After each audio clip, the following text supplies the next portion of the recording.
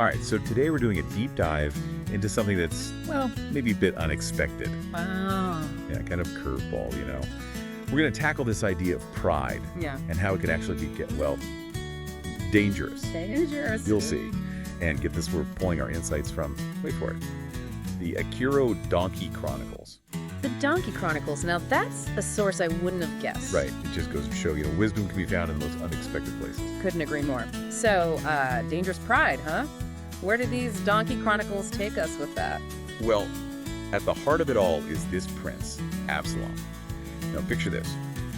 He's handsome, charismatic, talented, basically the it boy of King David's court, right? Sounds like he had it all. From the outside, absolutely. Mm-hmm. But lurking beneath the surface, there's this insatiable hunger for power. So the classic tale of ambition gone wrong. Exactly. And the thing about Absalom is he just couldn't wait for his rightful inheritance. He was consumed by this impatience. Mm-hmm. It was all fueled by pride. That sense of entitlement can be a powerful drug, can't it?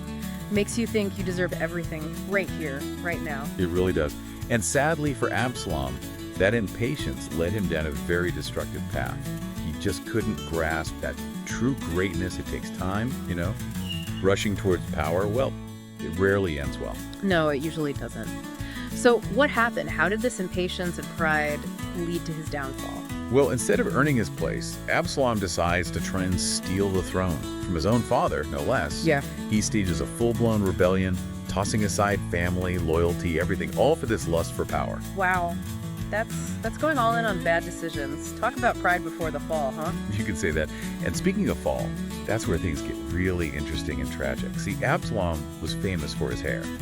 We're talking flowing, magnificent, almost a symbol of his vanity. Yeah, seeing where this is going. And yep, during the rebellion, during the heat of battle, his famous hair gets tangled in a tree, and it leads to, well, his death.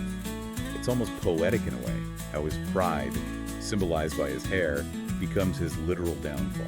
It's a powerful image, that's for sure. A stark warning about what happens when pride takes the reins. Absolutely. But the Akiroro Donkey Chronicles, they don't stop there. They offer another perspective, a contrasting figure, Absalom's half-brother, Solomon. What do you make of Solomon's inclusion in this story? What do you think the author was getting at? Well, to me, Solomon's story is all about the power of patience and humility. He's the antithesis of Absalom. He doesn't chase power, he cultivates wisdom. He seeks understanding, and through that, he earns the title of the wisest ruler of his time. His story seems to suggest that true greatness, lasting greatness, doesn't come from forcing your way to the top, but from developing the qualities that actually make you worthy of being there.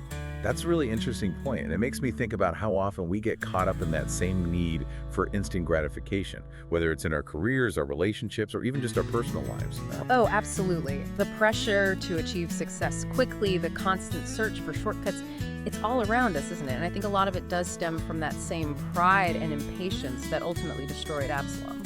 So if Absalom represents the pitfalls of pride, Solomon embodies the power of humility and patience. But how do we actually apply that in our lives? What guidance do the Akiroro Donkey Chronicles offer us? Well, there's this one line that really resonates with me. It says, "Let others praise you." And I think it perfectly encapsulates the idea that true greatness isn't about bragging or demanding recognition, but about letting your actions speak for themselves. It's about building a reputation through genuine integrity and service to others, Letting your character be your loudest statement.